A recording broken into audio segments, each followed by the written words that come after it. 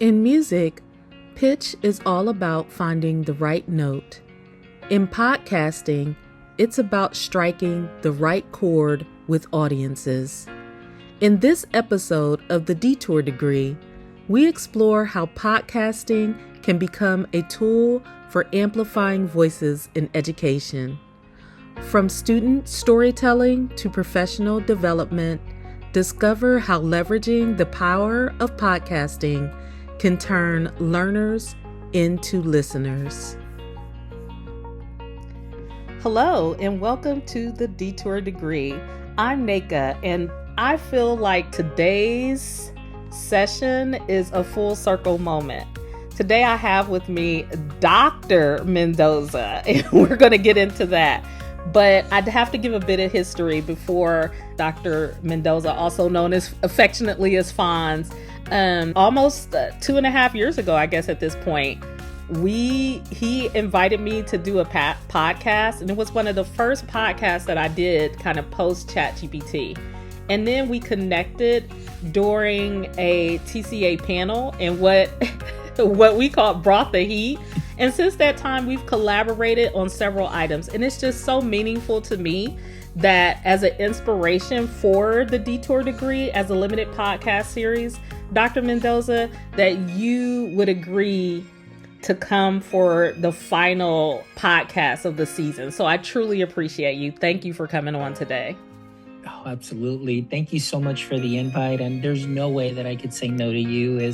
Like you said, we're going back to you being a guest on episode 272 of my podcast. And again, being at TCA and bringing the heat, and we can talk a little bit about that.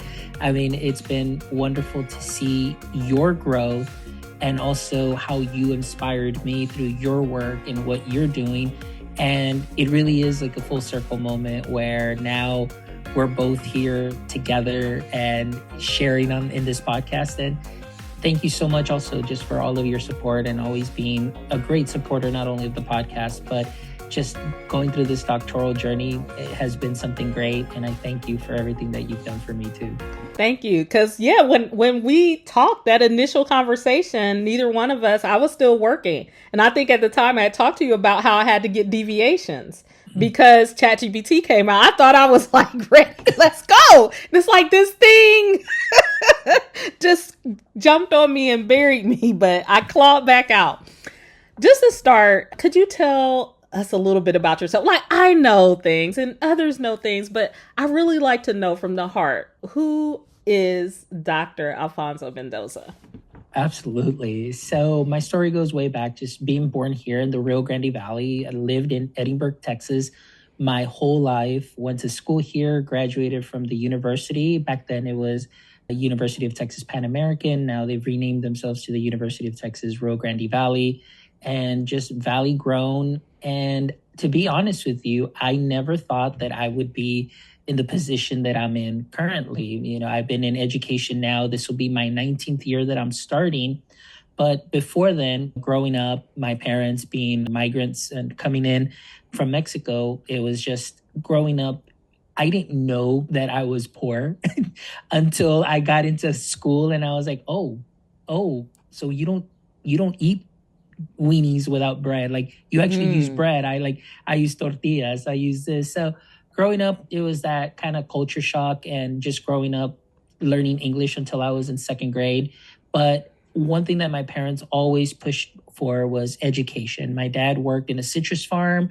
My mom, she worked as a seamstress. She did odd jobs as far as cleaning homes or ironing clothes. So I grew up watching their work ethic and their biggest sacrifices to help me not live the way that they lived and work how hard they worked. They always said, like, get your education. And that's what I did. Going into high school, graduating top 10% of the class, getting the opportunity to go into the university, and everything paid for through scholarships and grants. But I never thought that I would get into education, which is kind of like a detour moment within this podcast. I went into finance and stuck with marketing. So I actually have a bachelor's in business administration in 2003. And then detour moment, my dad got sick, and being an only child and being of Hispanic culture, I mean, there's a lot of responsibility. on being an only child, to be there to help your parents and, making sure that they're okay. And so I needed to find a job where I needed more time. A friend of mine said, hey, they need math teachers at Sherryland ISD. And I was like, okay, so what do I do? Here's a phone number, call. I called. Principal said, yeah, go ahead and come in for an interview the next day. So I went. And as soon as I turned the corner, I see that there's a former teacher, now principal at Sherryland ISD, but a former teacher that I knew from where I graduated, Edinburgh High School. Wow. And we talked. 10 minutes later, come back tomorrow, go ahead and sign your paperwork. We're going to pick you up because you have enough hours for math because of my finance and things of that sort. So did alternative certification. Again, coming in, I never thought that I would be a teacher, but I absolutely loved it. And like I said, now I'm starting my 19th year in education. And like we talked earlier, just completed my doctoral degree. Yes. It falls under curriculum and instruction, but my specialization was educational technology. And so here I am now, and it's just been a wonderful road that was unexpected. And like you said, the show is perfectly named. You never know where life will take you, where the road will take you, but it's all about just being ready in season and out of season. Definitely. And your story is so powerful. And I love the fact that education for you became a pathway toward success. And so many times, I think that people could discount a college education and what it could lead to. And even in this moment, I'm still like, I get the kind of career readiness 100% for it. But when I was in school and we had our career centers, it was like college and not college or. I think that having that attitude of college in our high school preparation leads to detours that we could find acceptable, or even leads to that mindset and even the capability to be able to detour. Like you said, oh, I have enough math hours. Now I can pivot where I can do something differently. It's just a reminder that we need to develop our kids in ways that make them well-rounded and have opportunities for whatever calls them. No, absolutely. And I think that's so important. And you hit the nail on the head there with that wonderful word, is just being able to pivot. I think going back as probably maybe 12 years ago, I met a gentleman when I was teaching in Arizona, and he was a former Marine. And I'll never forget this because it really helped me reframe and just shape myself and how to be ready for anything. And coming back to the Valley after teaching in Arizona for 1 year, what he taught me was, Fawn, sometimes you just got to learn how to improvise, adapt, and overcome. He's a former Marine, so he said that this is what they would always say. And that stuck with me from that moment on, that I still to this day always remember. It's like, hey, you got to improvise, adapt, and overcome. And based on what the tool set that you already have, whether you're growing in that tool set, whether it's education, whatever the case may be. But like you said, understanding that you can adapt with that tool set and pivot should you need to, and then overcome that obstacle. So it's something that I used to always share with my students in the classroom, whether they were high school students or 5th and 6th grade students. And now even working at our service center, sharing that with my boss many times when they're stressed out. It's like, hey, improvise, adapt, and overcome. Don't worry, we got this. We're going to make it happen. And so it just stuck with me, just being ready in season and out of season for those pivots and detours. It's so important. And I think that's something that we really need to stress in our education system, our counselors, anybody, just parents too as well, having those conversations, because even parents, they may have a set path for their kids, but life happens. And now how can we pivot and make the most of it? And sometimes those detours may take you under an unexpected road, but then all of a sudden there's so much there down that road that you never thought that you would follow. And then you find where you need to be, and you're surrounded by the people you need to be with. And it just grows from there. And that's kind of what I feel has happened with me these last couple of years, and just being here and now making it here on your show. Well, thank you. Well, and of course, again, being an inspiration, because I would imagine that podcasting is another detour that you took. When you started teaching, I'm sure you never imagined that you would have a podcast, My EdTech Life. And I am very curious, what inspired you to start podcasting? And how do you think it's evolved since you launched that first episode? Excellent question. So this podcast, my EdTech Life, my podcast that I've been doing since April 10th of 2020, really spawned during that time of COVID. So what happened is I had just received my master's in educational technology that December of 2019. Well, a couple months later, I didn't even know that I was already ready for something that I didn't know was going to take place. But that set me up for success. That while we had to shut down our schools, being able to help onboard teachers and train them. And mind you, there was only one of me for our whole district. So I was doing training sessions with, 100, sometimes 100 plus teachers, as many as we can get into that Google Meet, training them, onboarding them on several platforms and so on. Then what happened is, this is what I love about the power of your personal learning network. And really, it just feels like a family. I started making connections on social media with our global GEG, which is the Global Google Educator Group. And they formed out of also necessity out of COVID. So it was Google innovators and trainers formed this group and said, hey, let's start offering trainings. Let's just do webinars at these times. Sometimes the times were random, but it was pretty much like all day sessions where they would pick an app and say, okay, let's help teachers onboard. And so they were using StreamYard at the time. So it was webinar after webinar, and I got to participate and do some of the Spanish speaking webinars and be able to share with our Latin American teachers and help them. So that went on for a couple of months. And I said, hey, I would love to do something just here for my area, the Rio Grande Valley.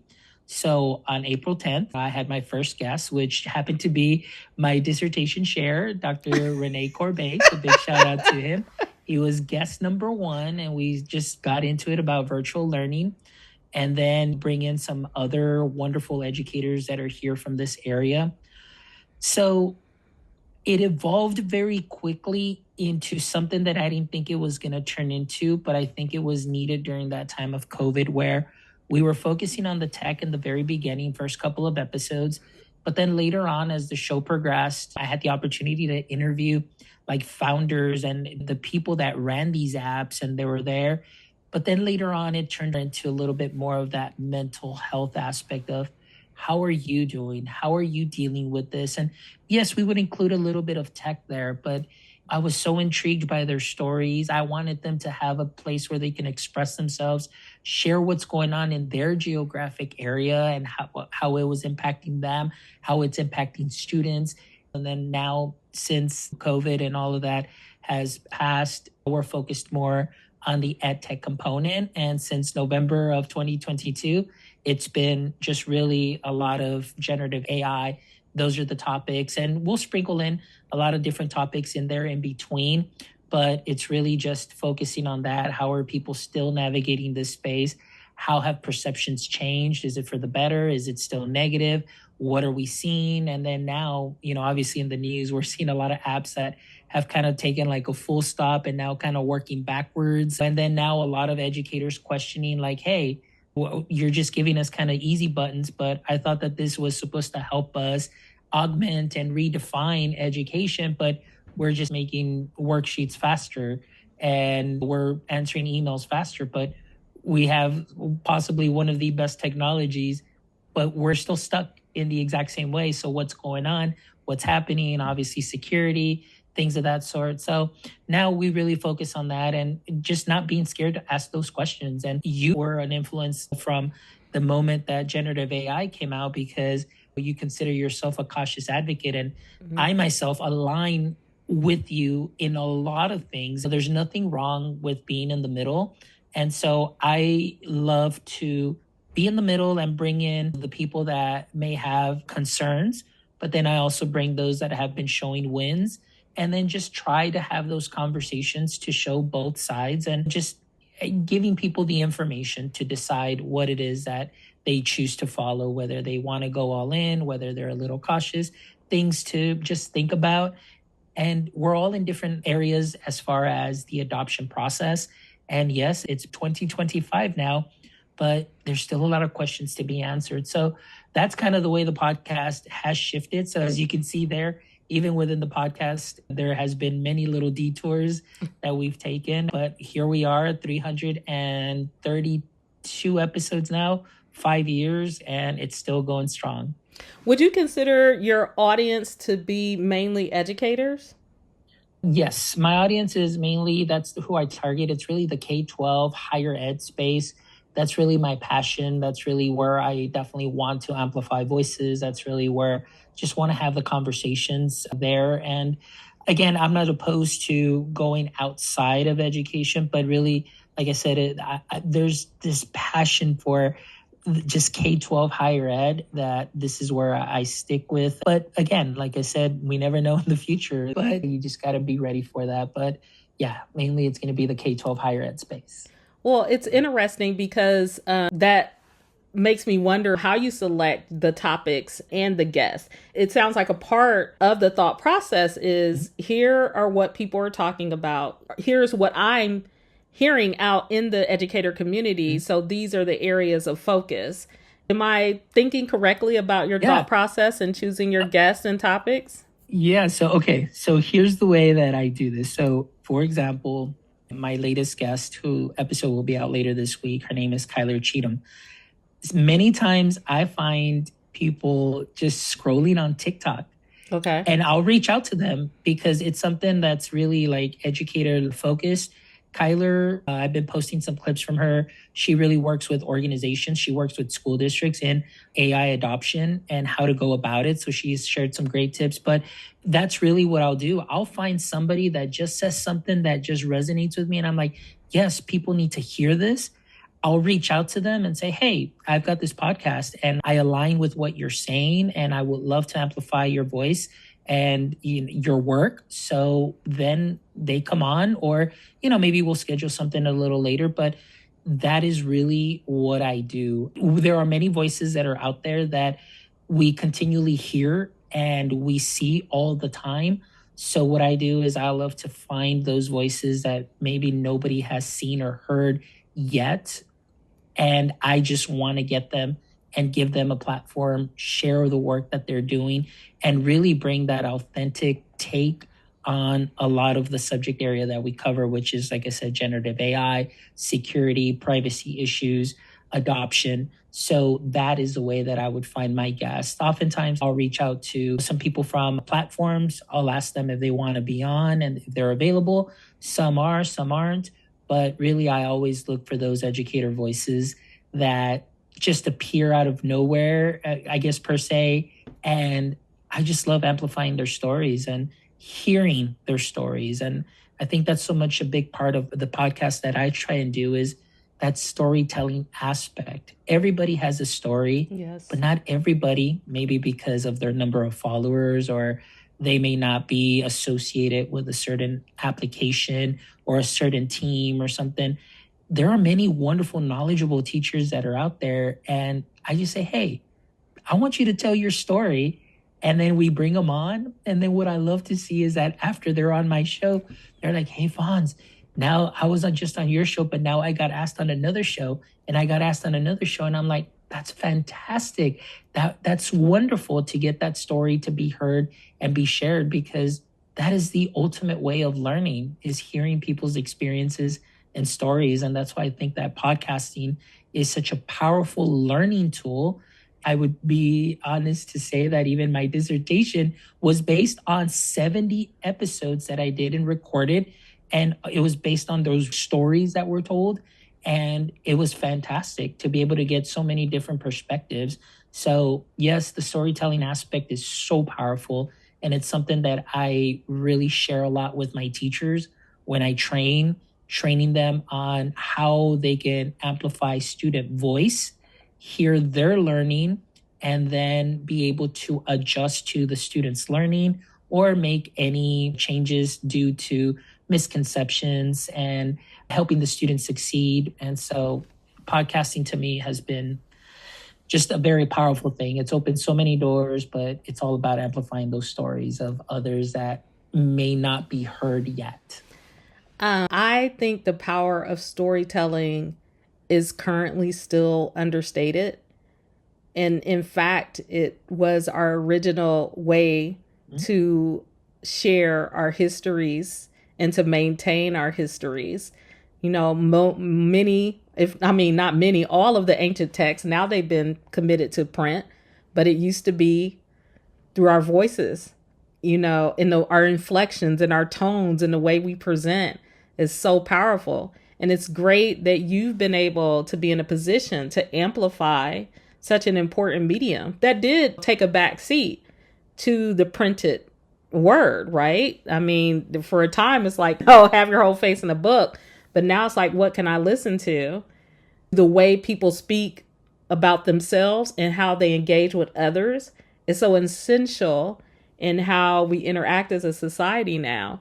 You mentioned podcasts for learning. When we think about the history of storytelling, I am very curious, in what ways do you see podcasting as a learning tool? Not just for your listeners, but also for you as the host. I would love to hear more about that dissertation and even the decision to say, I'm doing these podcasts. Let me just go ahead and commit 100 pages and years of my life to this medium. So for you as a host and then your guest. Yeah. So I think, to be honest with you, in a lot of reflection that I've done, growing up an only child in the neighborhood that I lived at, because we lived on the citrus farm that my dad worked on, all the kids that were there were a lot older than me. So I didn't really hang around with a lot of them. And there was always a lot of company over at the house. It was like aunts, uncles, family.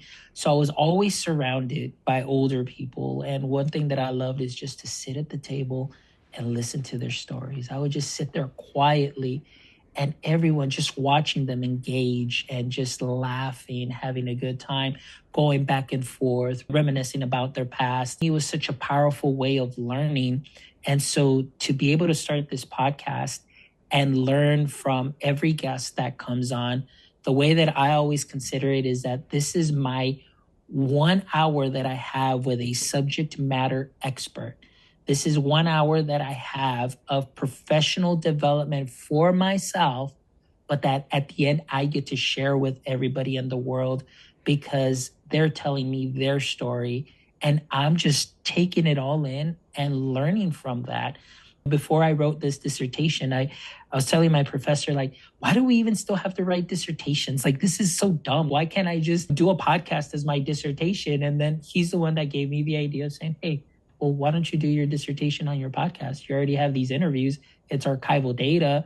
You already learned the content. They're telling you this story. You already have the layout. You already have the subject. You've got the subject matter experts. And all you have to do is just back up what they're saying. And I was like, are you serious? And he's like, yeah. I was like, that's amazing. Okay, let's go that route. Yes. So I think that's been something so important to me in learning, but also the fact that I can find something of interest, whether it's Gen AI or just anything education, or maybe even just not even education based, and just be able to turn it on while I'm driving and be able to learn something from somebody sharing their experience. And I think that for me, that's very powerful, where it's PD at your fingertips that you can turn on at any given time and learn something new from somebody. And whether it's a 30-minute podcast, 15, 10-minute, you always leave there with a little knowledge nugget that you can say, oh, I didn't know about that. Let me try this. Or I never saw it that way. And things that may change your perspective or challenge you in many ways. But that's where you get that growth. That's the beautiful part about this wonderful medium that we have, that you can always find something that is for you and things that may challenge you. But at the end of the day, I think that you end up growing from it, that you get to reflect on those things and just learn and move forward. And you never know when that little nugget might come in handy. And then you already have it and you're like, oh, I remember this guest on this podcast said this. I learned from that. Or even that, but I think too, is the personal connection. Like you and I, for example, I know you and I go way back to episode 272, but even before then. And then because of the podcast, being able to connect, collaborate, present together. And now I get to be a guest on your show. And that to me is so valuable. That's like a personal learning family. And it's just been wonderful to be able to make those connections too. So I think that's the power there as just an adult learner for my audience as well. They get to hear different stories, different perspectives. And so what I do is I try and take all of that and really gear it for teachers and educators. I was able to do 4 sessions today on having students record themselves, show you their learning, show you if there's mastery of learning. But because not only in that storytelling, they're not going to just wing it for you. There's a lot of critical thinking skills that they'll have to do, which is, okay, this is the lesson that we did. This is what I would love for you to share with me. Students have to script out. They might need to do some research. The teacher may put a little bit of constraint and say, hey, I only want like a 2-minute recording. So if it's 2 minutes and after you did a unit for that week, maybe it's just a reflection piece, but the students are able now to put down in writing what they've learned, what they went over. And then I tell teachers, this is a great way for you to have evidence of learning from beginning of the year, end of the year, or middle year, end of the year. You have a learning artifact. You're also able to help the student acquire the language skills. Let's say if they're coming in as an emergent bilingual student, they come in, they're learning language skills. So now you've got that covered, but all in a lesson that is packed with them either just telling you their story, and they're really telling you the story of their learning. Mm-hmm. And I did tell teachers, and I did warn them, and I said, look, this may sound very scary when you start listening, but also as a teacher, this is that reflection of what we're doing, because the students are going to listen to us. So now when we hear that back, did we communicate ourselves correctly to the students? Do we understand that they're maybe not learning it or seeing it the same way? How might I improve my communication with my student or a specific subset of students? And how may I make sure that they're successful too as well? So I said it's a back and forth, and it may seem a little uncomfortable, but it's only going to make us a better educator and communicator, but it's also going to make the student a better learner and communicator as well. So those are the advantages that I see there when we're able to do 1 activity per 6 weeks, 2 per 6 weeks, or 1 per semester, 2 per semester. You're able to see that learning take place, and you have that learning artifact that you can share with parents, you can have for yourself, or that the students can see how much they've grown within a given period of time. This is amazing, and just a powerful testament to how podcasting can serve as a vehicle for learning. And a part of what I'm hearing as well is something that I feel is being lost, but I think we can regain it. I'm reminded of the pre-chat GPT when I'm interviewing, doing my research and hearing how teachers are using AI as a more project-based, as a more demonstration of learning. And so it's interesting to hear you talk about it, because I can see how before you would never think, okay, go ahead and create a video or a podcast to demonstrate your learning. That would not be something that a majority of teachers would think about. But when you connect it to that our foundations are built on storytelling, our foundations are built on oral histories from ancient times, that the way we communicate with each other is oral first. We communicate with each other orally. And then how can we marry AI into that? So as opposed to this tool and getting away from cheating. So when I hear you, my immediate thought went to, if you have a student record, then you have the student have the AI. So now we're using AI as a transcription tool. Mm-hmm. Then they're having to go into and correct and make sure and edit this. So now they're having to read, they're having to comprehend language in a way for reading and utilizing their listening skills. And so I feel like that is a better use of AI, and particularly when you see this gravitation toward the teacher productivity tools in a way that they'll probably use it long term and in practice in a way that's universal. So it's not limited to just the computer science realm, or I just pressed a button. I'm actually using this similar to any type of tool that I would use to help me in my career. Is that what you're seeing or what you hope to see more of from Yeah, learning? yeah, that's what actually what and I was going to tell you, I wanted to share just a little story. Like back in my class, in the classroom, this was probably now like 11, 12 years ago. No, about 11, 10 years ago. So, talking about these tools, and like you mentioned, recording, I did a lot of project based learning, and I would start a unit. And at this time, I was teaching science and social studies, start a unit, but everything that we had to do was going to be a presentation that they were working on in teams. Mm-hmm. So, I already had my teams, you had your team leader, and so on. So, one thing that I found out or saw and noticed this, and this is my kind of like aha moment, how being able to allow your students to have discourse or even just record themselves is so powerful. My last year in the classroom, we had a set of twins.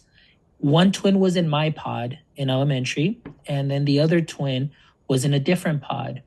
I was the Chromebook cart hogger that I checked out the Chromebook cart, and we only had two in our campus at that time because it was something that was new, just rolling out. So I had one Chromebook cart in my classroom the whole year. The other team, they didn't use any technology. They were just, hey, just worksheets, sit and get, and so on. So her name, I won't mention her name, but she was very, very shy. She's just a wonderful sweetheart, very shy, but she spoke loudly when she would create her presentations. She showed me that she had the content mastered, but for her, it was just the language. She was very self conscious, but I gave them opportunities. I said, I need you to practice your narrating. So we would use something like Screencastify where they would just narrate. And we did these projects all year long for science and social studies. We would bundle standards, we would go all out. At the end of the year, she was one that she never liked to present in front of class. And at the end of the year, she raised her hand and she presented in front of the class. And her English was just so wonderful. And she spoke so confidently. The whole class just stayed quiet. And she's there presenting like a champ. And at the end, everybody was clapping because she was brave. She demonstrated this high level of English from beginning of the year to the end.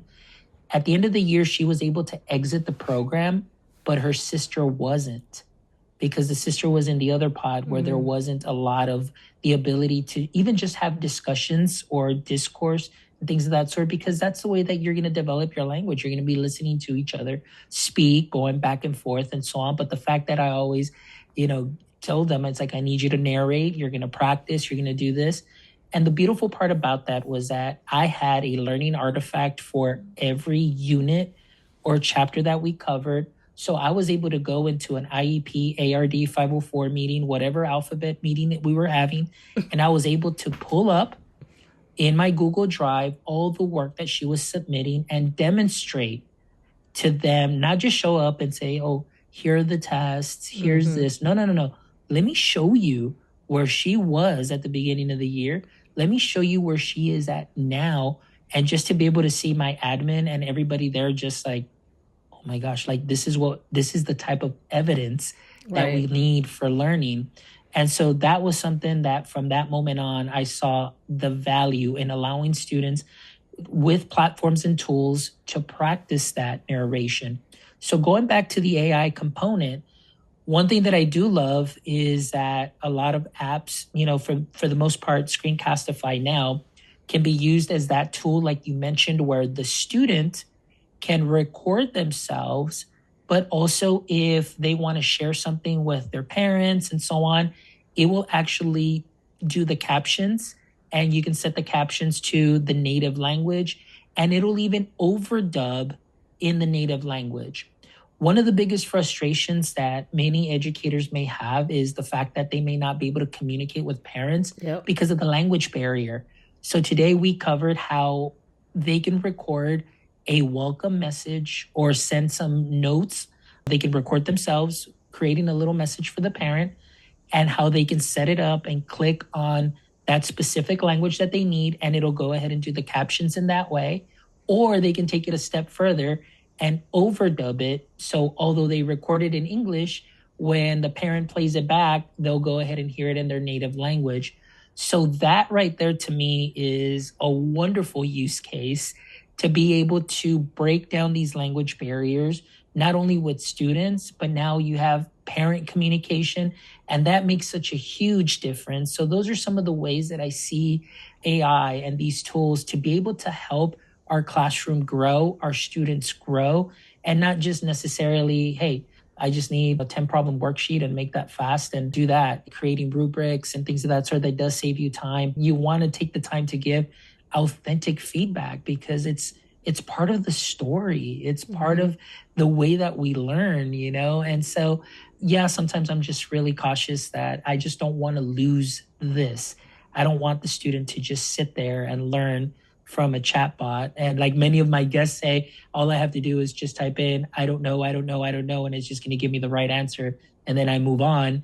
You know, I want the students to be able to have discourse, be able to connect with one another, go back and forth. Teachers go back and forth with the students too as well. Because like you and I, we're learning from just listening to one another and sharing our ideas. And this is very powerful. Yes, it's definitely powerful. And I love the fact that you are able to connect, you know, when students have different multiple means of communications, right? A UDL principle, that you're able to give opportunity and access to students who might not otherwise receive that kind of support and care to help them succeed. Like in the example that you mentioned. And I remember when I saw a huge difference, I was always tech, kind of like you, just always into the tech. But I remember when I first really started engaging students in recording videos. And it was when a company that rhymes with chip came in, and I literally I had the fever, like 108 degrees. And it was so powerful. And I feel like now podcasting is an extension of that, right? If I'm not able to communicate in a way that I can connect with the other person, but now I have this opportunity to do so in a way that we don't hear enough about AI being used, or the different types, because you have your machine learning as well in terms of the AI that are driving these systems, but we sometimes don't amplify those ways. And so now we get into the whole Terminator and all the ways that and cheating and plagiarisms, all the things that you would think like we're still here, like, but we are, you know, for many people. And then I think about the early days of Google Translate. I'm not going to even talk about the number of times I tried to use that and was like, yeah, you don't know what you're talking about. And now every day, not only Google Translate, but like you said, the tools you mentioned, there are others out there. DeepL, you know, I've used a lot, but I love the fact that now you can do the dubbing. I think that is important. And then that last little piece, Dr. Mendoza, that you talked about, and I think is important, is that connection with the student and not giving that human connection of feedback to a machine or to a computer program. It's almost like if you can save this time, if it becomes, or if the research bears out, and trust me, even when I started doing my research now 6 years ago, or deep research, and it was this more of teachers being able to save time. If this becomes the thing, right? If this becomes the new suite of productivity tools, if we're saving time there, can we now bring back more time to have this could be the authentic thing that we do in terms of reaching our students. Plus the fact I am still not comfortable, and you can tell me if you are, I am still not comfortable with entering in student work that I feel like could contain personally identifiable information up to a system where we're still not in a place where we know it. I'm beyond the kind of will the data, what'll happen to the data, because a breach is going to happen. It's not a if, it's a when, right? So, or your company's going to get sold. It's all of those things are still there. So, just moving past that in terms of now, but we're still in control. We can control what we're putting into systems. And so, can't that be the thing that we don't put into the system if we're putting, other kind of aspects of the student experience? I'm curious about your take on that. Yeah, no, I'm actually very in line with what you said. I think there's a way to use tools that, yes, they will help you in certain aspects, but when you take the authentic and genuine learning of going back and forth with students and sharing a lesson with them and hearing from them, from their voice, what their perspectives are, I think we're going to lose out on so much. I really do. And to me, that's always the most important piece, is that human connection. And yes, I know it could be very difficult at times. Yes, not every student is perfect. But I think that going back to this and making the learning not just so transactional, but instead of just, hey, here I am teaching, this is unit one, here's your quiz or test on Friday, but through this aspect of being able to record learning, to document, whether it's a presentation, even create a graphic, create this, and just to give them that ability to still use their critical thinking skills, to use their creativity and not necessarily offload that creativity, but they're creating along with this suite of apps and so on. I think that's something that is great. I am all for authentic and genuine voice. And many times I feel that we do lose that. And if we do, I'd be very scared, because I love to hear people's stories. I want to have discussions. I want to go back and forth the way you and I are, and just to take something that a student has done and then just feed it into something that's going to grade it for me and just give that as feedback. I don't know. I feel like I would be doing a disservice to that student and to that family. And yeah, I just wouldn't feel comfortable. And that's just me being me. But I think that this is something that still should not be removed or fall by the wayside. Being able to know which tools will allow you to be productive is great. But having this communication and back and forth, and having students show you their learning process and the thought process, is something that I feel that I really emphasized on, because the way that the student may think may not be the same way that I think. The way that I show you how to do 5 plus 3 may not be the same way that the student sees the addition of 5 plus 3. So to be able to get a sneak peek into their thought process, into their brain, and say, wow, I never thought about it this way, that to me is just very exciting, because I think for me, it's always going back to equipping myself to know my student. And then when next year, when I have a similar situation with a student, now I'm like, oh, I remember this from last year. Let me explain it this way now. And so now I can do two explanations of the same problem, because I know who my students are and how they're learning. And to me, that is so important. And I think that that's why, for me, standing in front of teachers, standing in a room, it's just making that connection and not just making it transactional, where it's like, okay, guys, go ahead and put this into this app. Okay, great. We just created this. Okay, so this is what your goal is. Go ahead and copy the standard, pop it in here, and click the little magic button. And now there you go. You've got a worksheet with these standards and so on. There's a room for it. But as educators, I think we need to know where we need to draw the line. And I think that's something that's very important, to know where to draw the line and have the students give us their authentic learning, their genuine learning, because I think that at the end is going to help them be able to pivot later on and be problem solvers and use their critical thinking skills.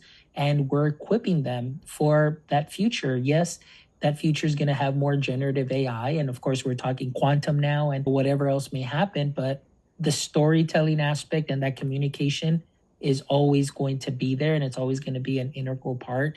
And it's something that we should never lose, and especially losing it to just a lot of platforms that are out there that are trying to help our students. I think that they have good intentions, but to be able just to sit there and talk to somebody that has no idea who you are, has any context about you at all whatsoever, and how you learn, and you're going back and forth with it on doing a math problem, but they don't get it, that you don't get it the way that they get it. That's where I'm like, is it worth it? Is it really worth it? Yeah, there's so many costs to it. I do think that while it seems like that human connection with the storytelling piece, and particularly the oral piece, I think that that's further off. And further off could be 2 years. I mean, everything is happening so rapidly. I just could imagine a place where, that last thing is like two people on a campfire telling the story or saying, remember this history, because what do we, if all else is taken away and you're stripped bare, you still have your Mhm. voice, you still have ways to communicate. And when I say voice, I meant a way to communicate, because many of us communicate differently. You Mhm. may be have to communicate with touch. You know what I mean? Yeah. You may not have a voice, so it's your touch is the way. You may have to communicate with sight, but the communication through humans, that is something I think that is sustaining. And going back to quantum, and it's so interesting that you mentioned that, because that's a space that I do a little work in. But a part of it started with, I wrote 18 years ago, I wrote a novel about a quantum computer that kind of, someone did some things to it and it kind of went crazy. And I put it out in the world like, oh, this is perfect. And it was like, no one will ever, it's so far out, we cannot accept this. And I kind of gave up. Am I a quantum physicist? No. Will I ever be a quantum physicist? No. Can I tell the story of the meaning of quantum and what it means, and bring it to a level, because of the passion that I have for it, to make it accessible? Yes. And I feel that that's where when we think about storytelling and podcasting lends itself, that is a skill that we'll need. I mean, are there other skills that you're seeing? You talked about critical thinking, we're talking about communication, you talked about creativity. Are there any other skills that you see that podcasting and storytelling as an extension of podcasting are needed for our students to prepare them for Yeah. the future?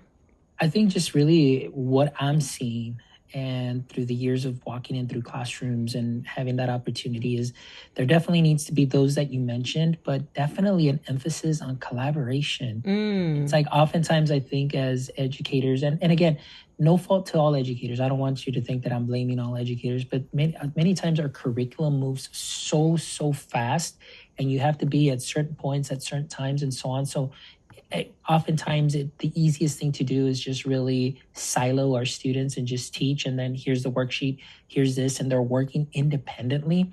And it's great that there is a time for independent practice, but there needs to be that collaborative learning as well, because now you're doing problem solving together. You're able to communicate with somebody that maybe has a different background than you, and you get to learn from them, they learn from you.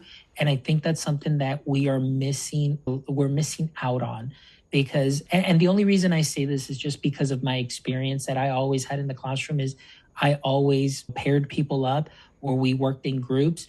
And what I was able to see is that students, you would never think that maybe they would be friends, because they came up through different social groups in the previous grades, and now they're in the same classroom, still different social groups. But then when you mix them all up and then you put them together to work, all of a sudden they're like, hey, like we have more in common than I thought we did. But because of that separation in social groups and status and so on, they would never outside talk to one another, because it's like, well, you're part of that group, I'm part of this group.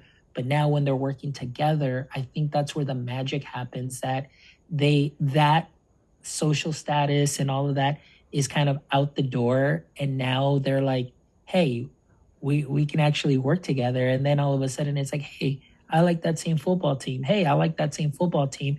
And what I noticed is that there was a change in attitudes and a change in my classroom. And of course, even in absenteeism, it was very low. Everybody wanted to come to class because they're like, oh my gosh, what are we going to work on now? And what project are we doing? So I think that we definitely need to work more on that collaboration skill, being able to work together, because students will gain those skills of problem solving. We can agree to disagree on things while we're working on our project, but we can still learn how to bring our differences together and work together towards that common goal, which is finishing this project. But along the way, learning how to diffuse situations or how to have accountability for each other as far as what is due, what needs to be done. And I think that that is a skill that is very important, that, to be honest with you, even in my doctoral studies, being put in certain groups, there were times where I was like, hey man, like the deadline's coming up. Where's your part? Where's this? Where's that? And having to work together to do those things. Even as adults, I know that that could be very difficult, but if we can still do it in the classroom, I think we're definitely helping our students out for a good future, with along with the critical thinking, the creativity, the communication, and now with collaboration also as well. Yeah, collaboration is key. And you bring up an important point, because I think another essential part of collaboration is kind of understanding what people's strengths are and bringing them to that table, and also understanding that needs to happen when kids are young, because I think that that is part of kind of the adjustment as adults we've had to make. It's like, okay, we have this project and you're the writer and I'm the person who speaks, and we don't think about, okay, my strength is this. And so while at glance it may look like it's not weighted equally, when it comes to the task as a whole being complete and being strong, the weight is equal. And I think as much as we can also foster that as a part of part of collaboration, it's just going to make our students they're going to be much more ready for a future where collaboration is key. Now, I'm also curious, do you also believe that kids are going to have understand the agent stack for AI, where they're having to build things with agents? Are you in that camp? No, I'm not in that camp, but with the skills and the work with these skills at such a young age, things can develop into that and you can still work with those things. But again, right now, I haven't really thought about it yet, but we know that with the way that things move so fast, it may get there sooner than later. But I don't know. I'm just kind of curious here in Texas too, because it's just sometimes Texas does things a little different, and so we'll see how things go. For the moment, my thing is, and my passion is just really sharing that message to be able to keep it. I don't want to say old school, but really just keep the learning in this natural way of communicating and communication, with whether it's speaking, and obviously like you mentioned too, there might be some needs for just additional types of communication, but that human touch, that human component, I think it's so important. I really don't think that that would ever go away. At least I hope that it doesn't, because to some extent I think we would be losing ourselves some way or another. Going back to your campfire story, I was thinking to myself, I can't imagine being able to sit and maybe even reflecting on this episode. Let's say like 20 years from now, you and I, and we get to meet at a conference or something like that, and we're there, and then be like, hey, and then I was like, wait, hold on. Let me bring up my chat GPT because it's got my memories in here. Do you remember when we talked about this and things of that sort, and just have everything stored on your phone?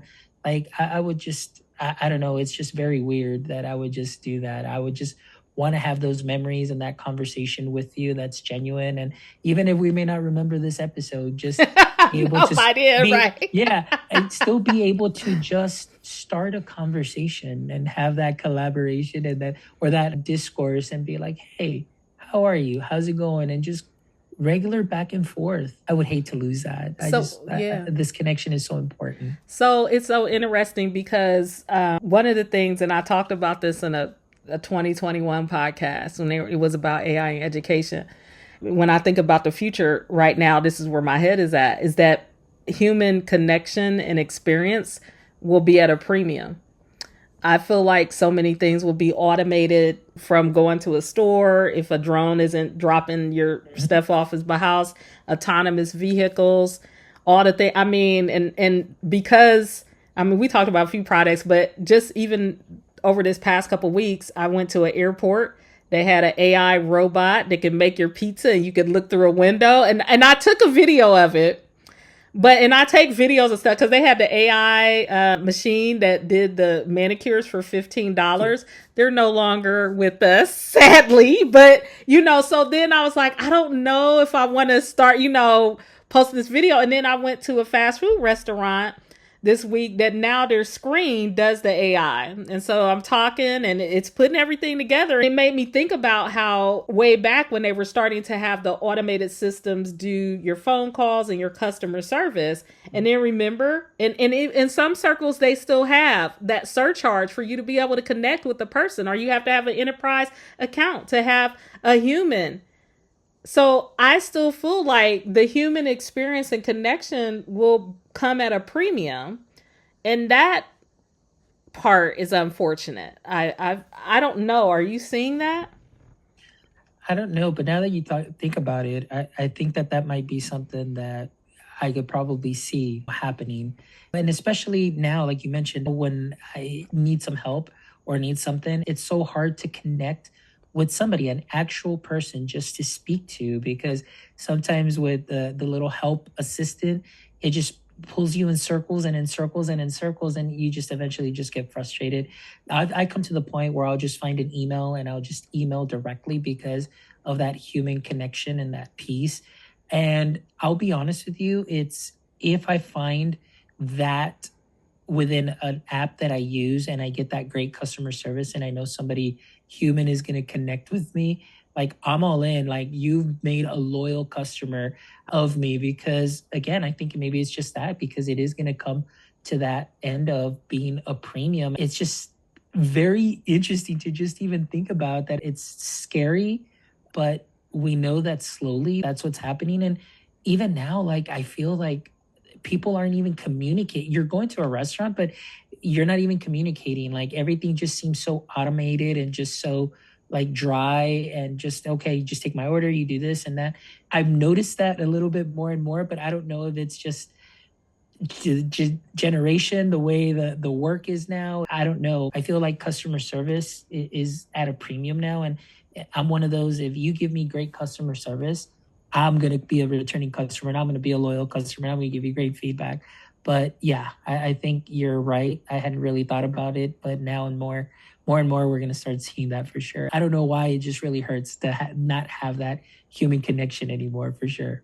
And so here's the other piece of that. So first of all, when you were talking, there are two things that I was reminded of. First of all, do you remember when gas stations had self-serve and full serve? And Yes. I think one state, it might be New Jersey. I may be off, but it may still be New Jersey where you still can't pump your own gas. And I may be wrong. I know there's one state still I left. know. I think it was in when I went to visit. I don't know if it was Oregon or if it was in Seattle. That was one of those where I couldn't pump my own gas. They had to pump it, and I was like, okay, cool. But it's nice, right? But when you think about customer service at a premium, like where we just so seamlessly moved into, oh, yeah, we'll do it on our own. There's nobody here to kind of check Mhm. under to make sure we're doing okay. And that's why I do think that automation can happen, and the kind of removal of that human connection. The other thing that I thought about, and just going back to podcasting, and I remember this growing up, my dad, when I would travel and go around with him, we used to mow lawns. And have you heard of Paul Harvey? Yes. I used to love the rest of the story. And I feel like that is such when I think about you and like how you do podcasting, and the power, the communication, and the oral kind of history, and the way that we can use oral communication as a force for change, as a force for good, as a force for transformation through podcasting. He just came to mind. And with that, I do feel like even though there will be in some circles kind of this help, the other part of that is I remember when several stores went to all automated, like check your groceries out, Oh right? my The self gosh. Yes. checkouts. Mhm. But have you noticed? I don't know if you've noticed, but I have. They've started shifting. They don't have as many Yes. self checkouts more because people don't like checking out their own groceries. So while you have this Hmm. experience with the gas station where it's like, yeah, okay, I'll put my Yes. gas. There are other parts where it's like, yeah, I'm not. This experience is it's too cold for me. Hmm. I need something different. Now, don't get me wrong. There's also the cost associated with people stealing and all of the things of that nature. So I think it will be this push and pull and balance of that human connection. Do you think when it comes to like professional learning as a part of this learning experience with podcasting, are there any other than the way that we're doing it now? Are there any other ways that you've been seeing or thinking about that can make it even more effective, more meaningful? Or do you think the way that it's being done is kind of the summit of what we can do with podcasting as a vehicle for communication and learning? No, actually, like even today, I think for a lot of teachers and a lot of people, I think that that podcast is, they feel like it's something that it's either going to be too hard or, no, there's no way that I can do this or include into my curriculum. And then once you share with them really what it is, you're just having the student record their learning, their thought process, or if there's a rubric, you finish a unit, you want them to reflect on that. I think once they get over that and say, oh, this is really all it is, because they figure like podcasting, it's like, oh, it's going to be like Joe Rogan and I need a whole team and I need all these lights and I need all of this. And then when I share with them how you can easily do this with a Chromebook, then they feel a lot more comfortable. Some of the ways that we did go over today of how we might be able to extend this is, I always say, like, we need to make better connections and closer connections with our families. I oftentimes, and you've on several podcasts, I'll always say we always use the term learning community, but we very much of the time exclude parents. We don't. We always say it's like superintendents and your service center or your central office, teachers and students, but we forget about that. So going back to that, I always try and help the teachers make that connection from what the student is doing in class to submit as they're demonstrating their learning to something that they can make and create and make it not only for the teacher, but to share with parents or to share at an event like doing a carousel walk and the students have a minute or a 90-second podcast or a minute podcast on their reflection and students can listen to it. They walk around, they get to give each other feedback, things of that sort, but also for the parents to be able to be involved and the student to feel proud and saying, look what I created, look at what I did, and sharing those stories. And then, you're making those connections there.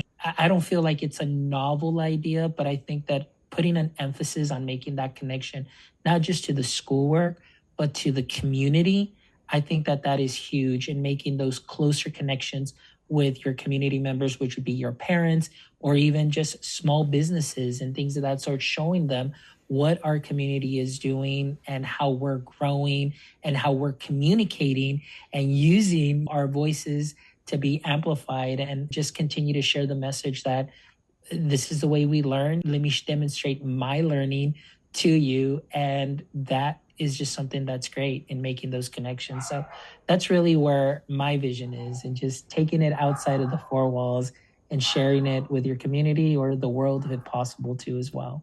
That's awesome.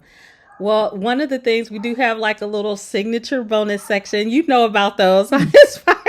Yes. Those rapid fire questions. Yes. All right. So I have three. And the first question is, what's one unexpected experience that taught you more than school ever could?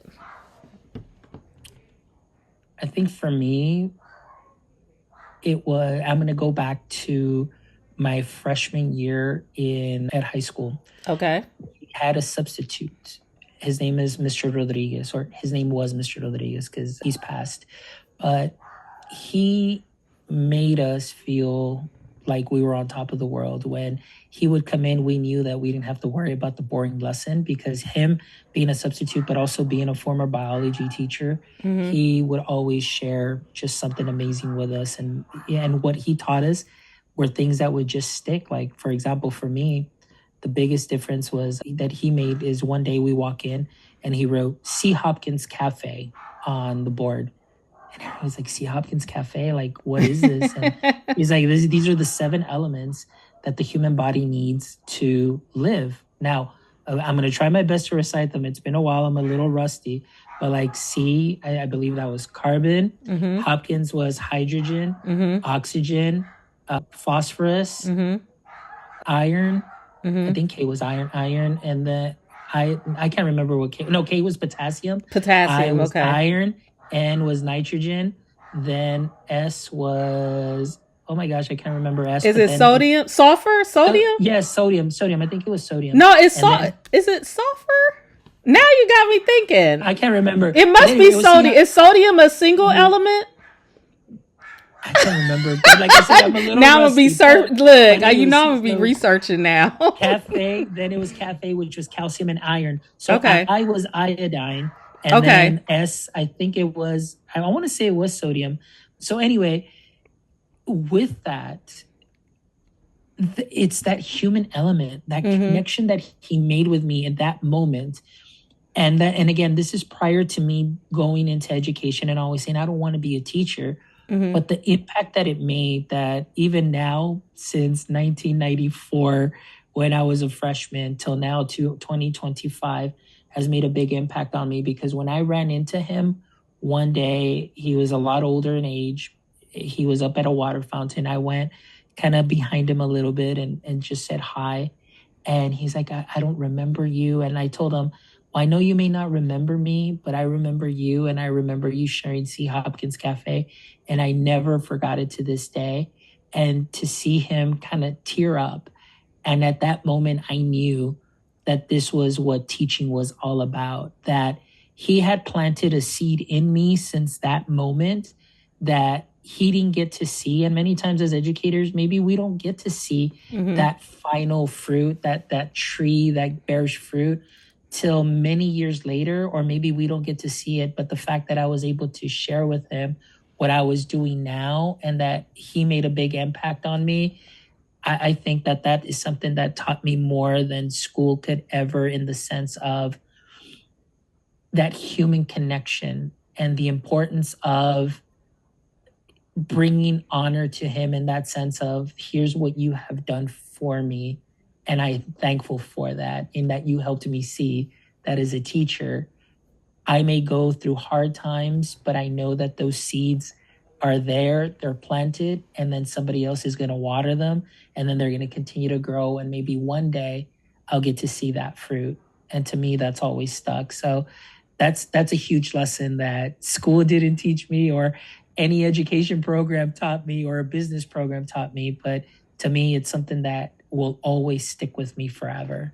Oh, that's amazing. Shout out to Mr. Rodriguez. Second question: who or what gave you permission to take a different route? I would have to say this one would be my beautiful and lovely wife, Angelica, who Oh. at the time when we met, we got married. I never thought, again, kind of like going back to, I never thought I would be an educator. Then I never thought that I would be an instructional technologist. And now I never thought that I would be a doctor. I get a doctorate in educational technology. But it was because of her. And even during my dissertation defense, I got to share like a quick thank you to obviously my chairs and everything. And I included my wife. And, for my master's degree, she would sit here by my side, just keeping me company while I'm doing work. Wow. And so that degree, I told her, is as much mine as it is hers. This doctoral degree is as much mine as it is hers, because she spent hours here while I was sitting, typing, researching, and getting everything in order. And she was there. And so for me, she was the one that gave me that encouragement to say, I know you want to stay. Like, my plan was, I just want to be a teacher. I want to be in the classroom. I love being in the classroom. But she gave me that permission to just say, hey, not that I give me permission, but she helped me. She just lit that fire, and she saw the potential that was in me before I even knew I had that potential. And so for me, it's my wife, and being by my side at every time, and being an encouragement to me, and seeing that. So she's the one that I would say definitely helped me get here to where I am now. That's amazing. If you could go back and give yourself one detour to take, what would it be? If I can go back in time, I would probably tell myself at a younger age, and I'm talking about during college, when you're kind of still finding out who you are, like it's understanding that your network is so important. Woo, And preach. I really wish that I would have started my network so much younger and understanding the power of connections Oh my. and being able to be connected with so many people. Luckily, I get that now through the podcast that I connect with so many wonderful people. But then I think to myself, if I would have started this younger, where would I be? Mm-hmm. And I'm not saying maybe the road would have been different, but I know that I am where I need to be and where God put me. But I would go back, and my best advice to anybody is if you have not started your network or are part of a network, I always call it your professional learning family. Mm-hmm. Please make sure you get into that, get involved, get connected. But if I can go back to college years, is understanding that power, because it's wonderful. We are so aligned. I'm in the same boat, and you're so right. And for me, even to be an observer in this space of seeing the power of how people leverage their networks, but also how insular they can be. Like, you scratch my back in this network, I'm going to scratch yours. You're going to make sure you get the opportunities. But those little spaces are so powerful. And you're correct. More people need to leverage their networks. Have you heard of Princess Mononoke? No, It's a Studio Ghibli. It's a anime. Okay. And it's one of my favorite sayings is that you may not change your destiny, but you can rise to meet it. I don't think about it often because I know I can't change it. I'm like, okay, but where I am now, it's a pretty good place, So, Mm-hmm. And everything had to happen to lead me to this moment of the destiny. So it goes back to what you said. You're in a space where you have this great podcast. You're an inspiration. You set goals you didn't even think that you would be Dr. Mendoza, right? That wasn't something that was in your head. And every moment led you to this moment here. And so would it be a shift had you known about networks then? Would there have been a different kind of leverage that didn't lead you to where you are now? And so that helps. From time to time, it'll just pop up, particularly when I'm like, ooh, look at this. I mean, even the fact of, like I said, who would have thought, seriously, who would have thought even 18 years ago that me writing 250-page manuscript on quantum computing and mechanics would be relevant? You never know how many decades it'll take to say, oh, okay. So please keep doing what you're doing. The podcast is amazing. What episode are you now? We are episode 331. 331. As at the time of this recording, 331. 5 years since April 10th, 2020. And I'm loving every bit of it. I mean, it's, again, my personal learning and sharing that learning with everybody. So check it out, guys. Check it out. You will not be disappointed. Thank you again for your time. This is one of the most amazing conversations. Thank you for being my season-ending guest on the Detour Degree. And have a nice school year and keep doing your thing with those podcasts. Thank you so much. I appreciate it. You're welcome. Thank you for tuning in to the season finale of the Detour Degree. And thank you to Dr. Alfonso Mendoza for such an engaging conversation on the pitch of podcasting. We'll see you next summer.